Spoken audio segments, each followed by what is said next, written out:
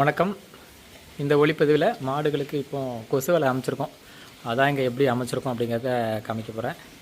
இப்போ பார்த்தோன்னா இது நல்ல திறந்த வெளியான ஒரு வயல்வெளி. எங்கே கொசு பயங்கரமாக இருக்கும். போன வருஷமே நான் காமிச்சிருந்தேன். ஒரு மாடு மேலே கொசு நின்றுச்சு அப்படின்னா நம்ம ஒரு கையை வச்சு அடித்தோம் அப்படின்னா அந்த கை உள்ளங்கை மொத்தமும் சிகப்பாயிரும். அந்த அளவுக்கு இங்கே கொசு நிற்கும். அதனால் இங்கே இப்போ பார்த்தோன்னா கொசு வலை இல்லாமல் ரொம்ப கஷ்டம். போன வருஷம் நாங்கள் மாட்டுப்பண்ணை வந்து இந்த அளவு தான். இப்போ இந்த சிமெண்ட்டு தூண் இருக்குதுல்ல, இது வரைக்கும் தான் இருந்தது. அப்போ வந்து தூணுக்கு வெளியே கொசு வலை போட்டிருப்போம். இந்த தூண் இங்கே மேலேருந்து கீழே தொங்கும். அது மாதிரி உள்ளேயும் மேலேயும் கொசு வலையை வச்சு மறைச்சிருந்தோம். அப்போது சாணி போடும் போதும் கொசு வலை முழுசுமே சாணி ஆயிரும். அந்த மாதிரி இருக்கும்போது சாணியாக இருக்கும், கழுவுறது திரும்ப. ஆனாலும் வேறு வழி இல்லை. தினமும் காலையில் எடுத்து மேலே வச்சுட்டு மறுபடியும் எடுத்து கீழே வைக்கிறது ஒரு அரை மணி நேரம் வேலையாக இருக்கும். 2-3 பேர் சேர்ந்து செய்வாங்க. அதுக்கே ஒரு 20 நிமிஷம் அரை மணி நேரம் எடுக்கும். ஏன்னா கீழே விட்டுறது மட்டும் இல்லை, அதில் கல் கம்பு எல்லாத்தையும் வச்சு சுற்றி சமமாக அடுக்கி வைப்போம்.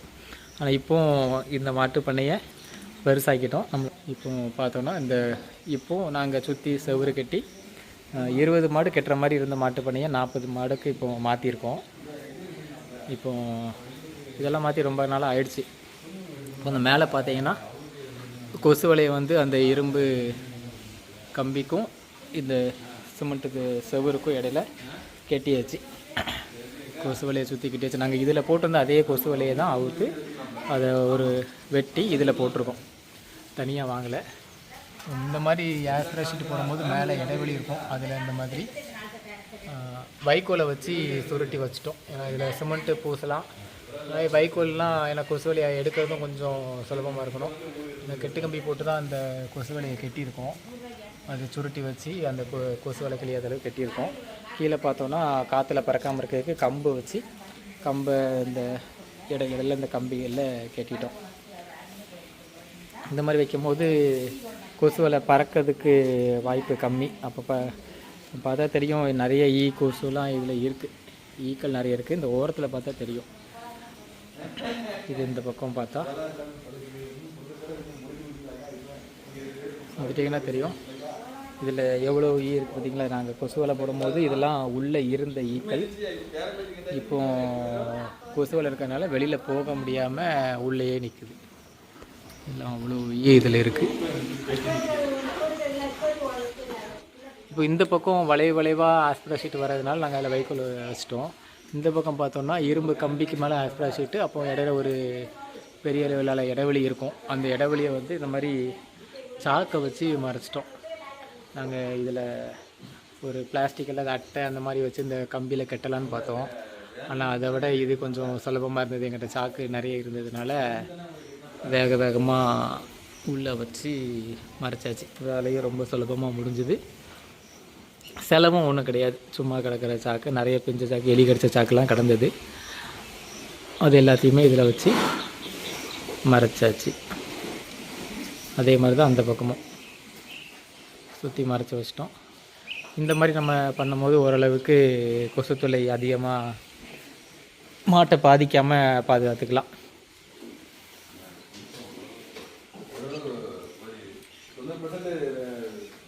அதான் இதில் இப்போ நம்ம வழக்கமாக வர்ற 1000 கொசுவில் ஒரு 50 கொசு உள்ளே வரதை நம்ம தடுக்க முடியாது. ஏன்னா இதுக்குள்ளேயும் இந்த சின்ன சின்ன கம்பிகள் கிடையில சின்ன இடைவெளி.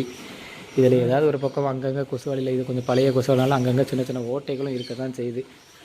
இருந்தாலும் இதில் ஓரளவுக்கு நல்ல கொசுவோட எண்ணிக்கையை நம்ம உள்ளே குறைக்க முடியும். இதுலேயுமே இன்னும் கொஞ்சம் சின்ன சின்ன ஓட்டைகளெல்லாம் அடைச்சிட்டோம் அப்படின்னா இன்னமும் நம்ம வந்து கொசு தொல்லை இல்லாத மாட்டுப்பண்ணையை வந்து நம்ம பார்க்க முடியும். இப்போவே பார்த்தா தெரியும் அந்த மாடுகளெல்லாம் கொசு கடிக்க ஆரம்பிச்சிடுச்சு. இருந்தாலும் இது இன்னும் வேலை முடியலை அப்படிங்கிறதுனால இன்னும் அந்த பக்கம் திறந்து வச்சுருக்காங்க. இந்த பக்கம்லாம் இப்போ வந்து அடைக்க வேண்டியது திறக்க வேண்டியதெல்லாம் இல்லை. நிரந்தரம் இப்படியே தான் இருக்கும். இந்த மழைக்காலம் முடிஞ்சு ஒரு மாதம் கொசு குறையிற வரைக்கும், இல்லைன்னா இந்த கொசு வலை இழுத்து போகிற வரைக்கும் இது இப்படியே தான் இருக்கும்.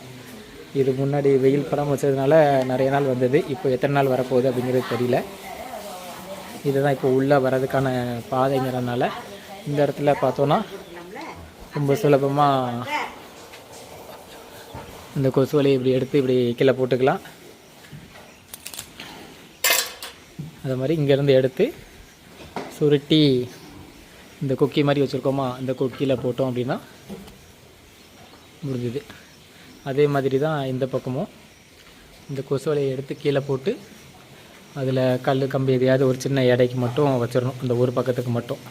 அது ஒரு 5 நிமிஷம் வேலை தான். நம்ம ஒழுங்காக அடிக்கிட்டோம் அப்படின்னா திரும்ப காலையில் வரும்போது எடுத்துகிட்டு உள்ளே போய்ட்டு மூடிக்கலாம். ஏன்னா காலையில் 2 மணிக்கே வேலையை ஆரம்பிக்கிறனால அந்த நேரத்தில் கொசு அதிகமாக தான் இருக்கும். அந்த சமயத்தில் திறந்துட்டோம் அப்படின்னா பிரச்சனை ஆகிடும். திரும்பவும் கொசு நிறைய உள்ளே போயிடும். இது 2 பக்கமும் அதே மாதிரி அடைச்சிட்டோம். இந்த பக்கம் மாடுக்கு தீவனங்கள் இருக்கிற பகுதி, இது மட்டும்தான் மாடுகள் இருக்கிற பகுதியினால் இது எல்லாமே நல்ல சுத்தமாக அடைச்சிட்டோம். இன்றைக்கி தான் இதெல்லாம் உட்காந்து அடைச்சோம். இந்த மாதிரி நம்ம கொசு வலையை போட்டு வச்சிட்டோம் அப்படின்னா மாடுகளில் பால் குறையிறது ஓரளவு தடுக்கலாம். ஏன்னா மாடு நல்லா தூங்குச்சு அப்படின்னா பால் நல்லா இருக்கும். கொசு கடிச்சிட்டே இருந்தது அப்படின்னா தூங்காது, மாடு நின்றுக்கிட்டே இருக்கும். அப்போ நேரத்தில் பால் குறையிறதுக்கான வாய்ப்புகள் நிறைய இருக்குது. இது உங்களுக்கு பயனுள்ளதாக அமையும்னு நினைக்கிறேன். கண்டிப்பாக யாராவது ஒரு சிலருக்கு இந்த மாதிரி ஒரு ஒளிப்பதிவு ஏன்னா தேவைப்படலாம். ஏன்னா நாங்கள் ஆரம்பத்தில் அந்த கொசு வலை அடிக்கணும்னு நினைக்கும் போது இரும்பு கம்பியில் போட்டு கொசு வலை அடிக்கிறவங்ககிட்ட கூப்பிட்டு கேட்கும் போது அவங்க சதுரடி கணக்கிலலாம் போட்டாங்க. மாட்டுப்பண்ணையிலேருந்து வர்ற வருமானத்துக்கு சதுரடியாக கொசு வலை போட்டாலும் நமக்கு கட்டுப்படி ஆகாது. அப்புறம் நாங்களே கம்பி மாதிரி போட்டு மேலேயும் கிளையும் வச்சு மறைச்சி அடிச்சிடலாமான்னு பார்த்தோம். கடைசியாக தான் அந்த அவசரமாக அடித்து முடியணும், கையில் காசு இல்லை அப்படின்னு நினைக்கும் போது அந்த மாதிரி சுலபமாக எளிமையாக ஒரு கொசு வலை அமைப்பை அமைச்சு முடிச்சிருக்கோம். நன்றி.